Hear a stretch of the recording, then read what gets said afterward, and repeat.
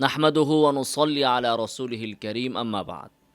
এই নির্বাচনে জামায়াতে ইসলামীর জন্য সবচেয়ে বিব্রতকর পরিস্থিতি হচ্ছে হেফাজতে ইসলামের আমির, সম্মানিত আমিরের পক্ষ থেকে জামায়াতে ইসলামকে ভোট দেওয়া হারাম, এই ধরনের ফতোয়াগুলো।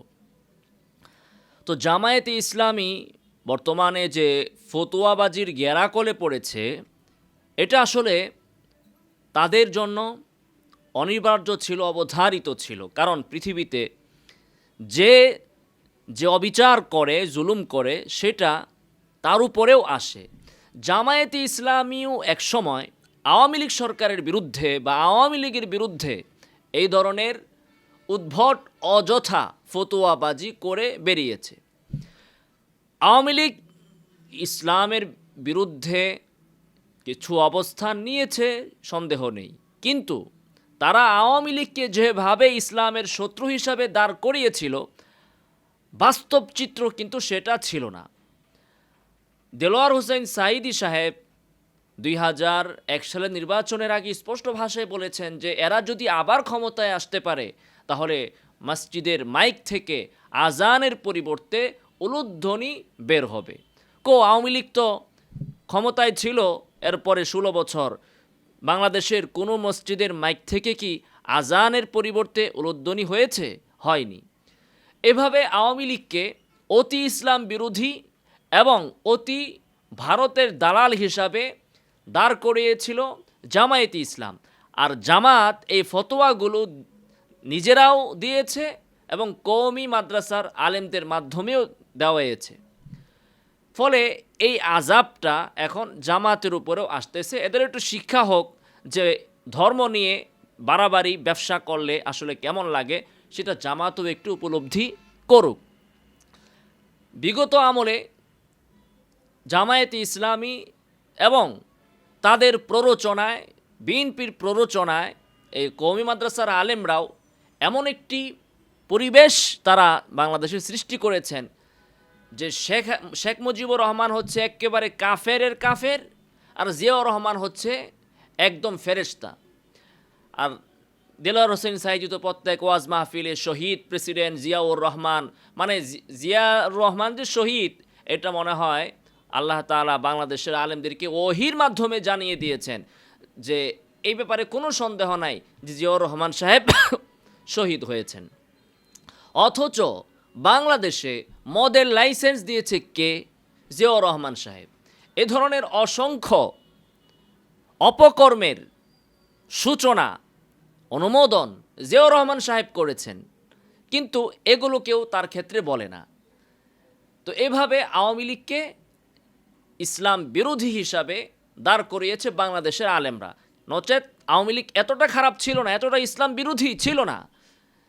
তো এখন এই ফতোয়াবাজিটা জামাতের বিরুদ্ধে হচ্ছে, জামাতকে ভোট দেওয়া হারাম। কে বললেন? হেফাজতের আমির সাহেব। শুধু হারামই বললেন না, এর এগেনিস্টে তিনি বললেন যে বিএনপিকে তিনি সমর্থন দিলেন, বিএনপির পক্ষে তিনি ভোট চাইলেন এবং তিনি জিহাদও ঘোষণা করলেন জামাতের বিরুদ্ধে এবং বিএনপির পক্ষে। তো হেফাজতের আমির সাহেব তিনি জামাতকে ভোট দেওয়া হারাম তিনি যদি মনে করেন, করতে পারেন। জামাতকে ভোট দেওয়া কুফর, শিরিক, সবচেয়ে বড় গুনাহ, পৃথিবীর থেকে শিরিকের থেকেও বড় গুনাহ জামাতকে ভোট দেওয়া, এমনটাও যদি তিনি মনে করেন, বলতে পারেন। তো জামাতকে যদি ভোট না দেয় তাহলে তো আরও দল আছে। উনি বলতে পারতেন চরমনায়ের দলকে আপনারা ভোট দিন, তারা তো আর মওদুদির আকীদায় বিশ্বাস করে না, তাদেরকে আপনারা ভোট দেন। তাদের কথাও তিনি বললেন না। তিনি বলতে পারতেন যে ভোটেই দিয়েন না, কারণ জামাত হচ্ছে মওদুদির আকীদায় বিশ্বাসী, আর চরমনায়ের সমর্থন কম, তাদেরকে ভোট দেওয়া লাভ নাই, আপনারা ভোটেই দিয়েন না, ঘরের ভিতরে বসে থাকেন।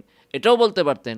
অথবা তিনি বলতে পারতেন যে ভোট টোট দেওয়ার দরকার নাই, আমি নিজেই খেলাফতের ঘোষণা দিচ্ছি, আপনারা আমার পিছনে সিরিয়াল ধরেন, বাংলাদেশে আমি খেলাফত কায়েম করতেছি। এটাও তিনি বললেন না। তিনি কি বললেন? বিএনপিকে ভোট দিতে। জামাতে ইসলামকে ভোট দেওয়া হারাম মানলাম, বিএনপিকে ভোট দেওয়া কিভাবে জায়েজ হয়? কোন দৃষ্টিতে বিএনপিকে ভোট দেওয়া জায়েজ হয়? বিএনপি যে দল বলে যে আমরা শরিয়া আইন মানি না, শরিয়া আইনে বিশ্বাস করি না, এ কথা যে দলের মহাসচিব বলে সেই দলকে কোন যুক্তিতে ভোট দেওয়া যায়? জামায়াতে ইসলাম তারা বলতেছে তারা ক্ষমতায় গেলে শরিয়া আইন বাস্তবায়ন করবে না। তারা সারা জীবন শরিয়া আইনের কথা বলে এসেছে, এখন তারা পরিস্থিতির কারণে এ কথা তারা বলতেছে। আপনি তাদের এই বক্তব্য গ্রহণ করতেও পারেন, নাও করতে পারেন, কিন্তু তারা তো এই কথা বলছে না যে আমরা শরিয়া আইন মানি না, শরিয়া আইন বিশ্বাস করি না, এই কথা তো তারা বলে নাই। তো যে বলতেছে শরিয়া আইন মানেই না, প্রতিষ্ঠা করবে দূরের কথা, মানলে না পরে প্রতিষ্ঠা করবে। তো কোনো ব্যক্তি যদি কোনো পরিস্থিতির কারণে বলে যে আমি শরিয়া আইন প্রতিষ্ঠা করব না, তাকে আপনি ফাসিক বলতে পারেন, চরম গুনাহগার বলতে পারেন, কিন্তু যে বলতেছে শরিয়া আইন আমি বিশ্বাসই করি না, তারে আপনি কিভাবে ভোট দিতে বলেন?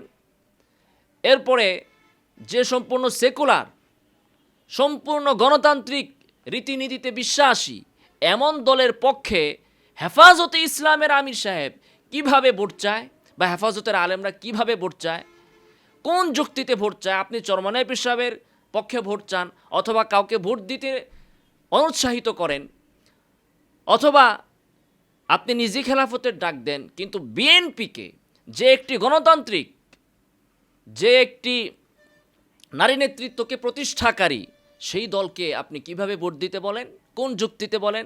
এখন বিষয় হচ্ছে কি, এগুলো বললে কমি মাদ্রাসার অনেক কিছু আছে আর কি, এরা বলবে হ্যাঁ হেফাজতের আমির মুরব্বী মানুষ, তার ব্যাপারে কথা বলা যাবে না, হ্যাঁ তাদের এখলাস এগুলো সব পরীক্ষার ঊর্ধ্বে, তারা জিন্দিগিতে কখনো ভুল করতেও পারেন না, নবীদের মতো তারা মাসুম। আসলে এগুলো যে যারা বন্ড বেদাত করে, মাজার পূজারি, এরা এদের পীর সাহেবদেরকে যেভাবে মাসুম মনে করে, আমাদের কমিউলরা যে একেবারে নির্দোষ এমনও কিন্তু না।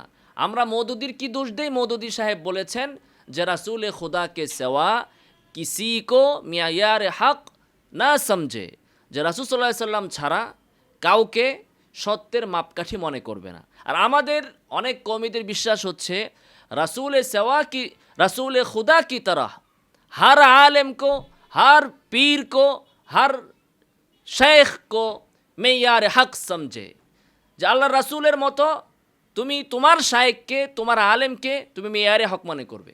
কাজেই হেফাজতের আমির যেহেতু বলছেন বিএনপির পক্ষে ভোট দিতে, এটাই আল্লাহর পক্ষ থেকে জিব্রাইলের নিয়ে আসা ওহী, হেফাজতের আমিরের কোনো ভুল হইতে পারে না।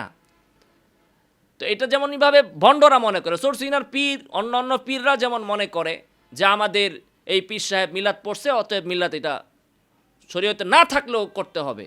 আমাদের কমি মাদ্রাসার অনেকেই এরকম মনে করে, এমন ধারণা অনেকেরই আছে, যেহেতু আমাদের মুরব্বীরা বলছে, তার মুখ দিয়ে যেহেতু বের হইছে, কাজে এইটাই, এর বাইরে আর কিছু বলাই যাবে না, প্রশ্নই তোলা যাবে না। মানে আল্লাহর রাসূলের মতো দলের আমিরকে আমাদের অনেকেই মাসুম মনে করে, নাউজুবিল্লাহি মিন যালিক।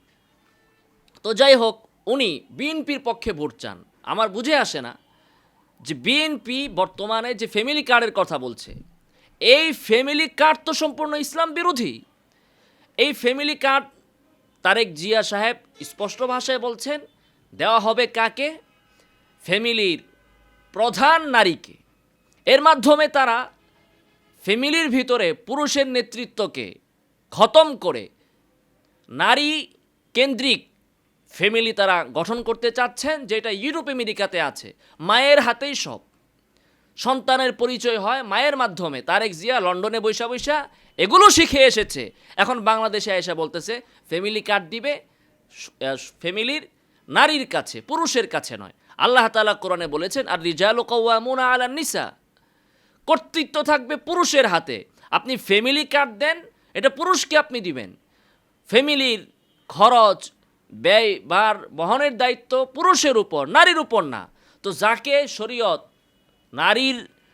শরীয়ত সংসারের খরচ বহন করতেই বলে নাই, আপনি তাকে ফ্যামিলি কার্ড দিবেন, আর যার উপর এই খরচ বহনের দরকার তাকে আপনি ফ্যামিলি কার্ড দিচ্ছেন না। আপনি এভাবে সমাজকে নারী বান্ধব করতে চাচ্ছেন ইসলাম বিরোধী প্রক্রিয়ায়।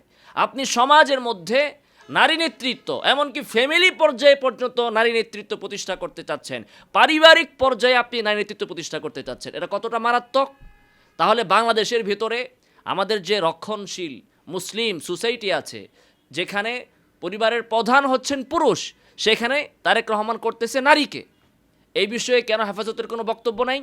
এখন হেফাজতে ইসলামের ওই ব্যক্তিরা, বিএনপির দালালেরা এসে বলবে যে বিএনপি তো ইসলামী দল না, কাজে বিএনপি যা করুক তার লাইসেন্স আছে, যেহেতু সেই ইসলামিক দল না, অতএব বিএনপি যেটাই করুক সেটার বিরুদ্ধে ফতোয়া হবে না। ফতোয়া হবে কার বিরুদ্ধে? জামায়াতে ইসলামের বিরুদ্ধে, কারণ তার দলের নামের সাথে যেহেতু ইসলাম আছে, অতএব তার বিরুদ্ধে ফতোয়া হবে। ভাই, জামায়াতের বিরুদ্ধে আপনারা 100 ফতোয়া দেন, কোনো সমস্যা নাই, আমরা জামাত করিও না। তবে হ্যাঁ, পরিস্থিতির কারণে জামাতের সাথে অনেক আলেমরা আছে, কেউ যদি চায় জামাতকে ভোট দিতে পারে, কেউ যদি মনে করে যে না আমি জামাতের মওদুদির আকীদা খারাপ, জামাতকে ভোট দেব না, সে নাও দিতে পারে, চরমনাই পীর সাহেবের দলকে ভোট দিতে পারে, অথবা ভোটের দিন ঘরের দরজা বন্ধ করে বসে বসে জিকির আজকারও করতে পারে, যার যা খুশি। কিন্তু যে কথাটা বলা হচ্ছে যে বিএনপি যেহেতু ইসলামী দল না, কাজেই বিএনপি যাই করুক, বিএনপির মহাসচিব বলক শরিয়া আমরা মানি না, বিশ্বাস করি না, তারেক রহমান বদরের যুদ্ধের ইতিহাস বিকৃতি করুক, তারেক রহমান নারী নেতৃত্ব প্রতিষ্ঠার জন্য উঠে পড়ে লেগেছে, লাগুক, ভারতের দালালি করতেছে করুক, তাতে আমাদের কোনো সমস্যা নাই, যেহেতু বিএনপি কোনো ইসলামী দল না। ভালো কথা। তো বিএনপির জন্য আপনাদের এত অজুহাত, এত ওকালতি, তো আওয়ামী লীগ কি ইসলামিক দল নাকি? তাহলে আওয়ামী লীগের বিরুদ্ধে কেন আপনারা লাগছিলেন? 13 দফা নিয়া ওই শাপলা চত্বরে কেন পড়েছিলেন? আর শত শত মানুষকে নিহত আহত হওয়ার জন্য আপনারা সেখানে কেন অবস্থান গ্রহণ করেছিলেন? আওয়ামী লীগ কি ইসলামী দল? তাহলে আওয়ামী লীগের কাছে কোন দুঃখে আপনি 13 দফা চাইলেন? আওয়ামী লীগ শেখ মুজিবের মূর্তি বানাইছে, 1 লক্ষ মূর্তি বানাক, আপনার সমস্যা কি? আওয়ামী লীগ কি ইসলামী দল? ও আওয়ামী লীগ করলে তখন আর এই কথা আপনাদের হুঁশে ছিল না যে আওয়ামী লীগ তো ইসলামিক দল না, আওয়ামী লীগ তো শেখ মুজিবের মূর্তি বানাবেই। আর বিএনপি কি জিয়াউর রহমানের মসজিদ বানাইছে? তো শুধু আওয়ামী লীগ ক্ষমতায় আসলেই আপনাদের ইসলামী মূল্যবোধ জাগ্রত হয়, আর একটা ফাসাদ সৃষ্টি করে বিভিন্ন অজুহাত এবং বিভিন্ন এই কর্মসূচি দিয়ে আওয়ামী লীগ সরকারের সাথে কওমি মাদ্রাসার আলেমদের একটা দ্বন্দ্ব লাগায়া শত শত ছাত্রকে আপনারা শহীদ করেছেন, আহত করেছেন। আর বিএনপি যখন এগুলো করতেছে, ক্ষমতা এখনও আসেই নাই, আসার আগে আপনাদের ফতোয়া রেডি আছে, বিএনপি তো ইসলামী দল না, কাজেই বিএনপি নারী নেতৃত্ব করবে, বিএনপি ফ্যামিলি কার্ড নারীকে দিবে, বিএনপি বদরের যুদ্ধে ইতিহাস বিকৃতি করবে, বিএনপি ইসলাম বিরোধী, যা খুশি তাই করবে, কোনো সমস্যা নাই, কারণ বিএনপি ইসলামী দল না। ফতোয়াবাজি ভালোই শিখেছেন, ভালোই ফতোয়াবাজি আপনারা শিখেছেন। তো এই যে ফতোয়াকে রাজনৈতিক স্বার্থে আপনারা ব্যবহার করেন, এর কারণেই নাস্তিকরা ফতোয়া বন্ধ করতে চেয়েছিল 2001 সালের আগে। এর জন্য তো আপনারাও দায়ী। যখন যাকে ভালো লাগে না তখন ফতোয়া দিয়ে দেন। এবার চিন্তা করে দেখেন, আল্লাহ যদি কোরআন বা শরীয়তের বিধান প্রণয়নের ক্ষমতা হেফাজতের আলেমদের কাছে দিত বা বাংলাদেশের আলেমদের কাছে দিত, তাহলে একজন আলেম আরেকজন আলেমরে কিভাবে ঘায়েল করতো? হেফাজতের আমির সাহেব জামাতরে ভাল লাগে না, বইলা দিল যে জামাতে ভোট দেওয়া হারাম।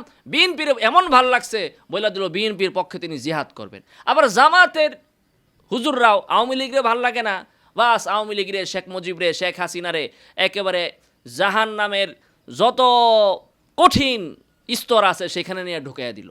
হেফাজতের আমিররেও এখন তারা মানে দাজ্জালের থেকেও বড় কাফের বানাইয়া দিছে। তো এবার চিন্তা করেন হুজুররা কত বড় ফতোয়াবাজ। এই বাংলাদেশের হুজুরদের দ্বারা রাজনৈতিক ময়দানে ইসলামের ক্ষতি ছাড়া বিন্দুমাত্র কোনো লাভ হয়নি। যারা এই যে রাজনীতি করতেছে, সংসদে যাবে, ইসলামের পক্ষে একটা কথাও বলতে পারবে না, বলবে না, বলার কোনো হিম্মতও নাই, ক্ষমতা নাই, শুধুমাত্র মারামারি, কাটাকাটি আর ইসলামের এক একটা ইস্যু সৃষ্টি কইরা দাঙ্গা হাঙ্গামা বাজায়া কওমি মাদ্রাসার আলেমদেরকে, ছাত্রদেরকে বিপদের সম্মুখে ঠেলে দেওয়া ছাড়া আর কিছুই আমরা অর্জন করতে পারি নাই।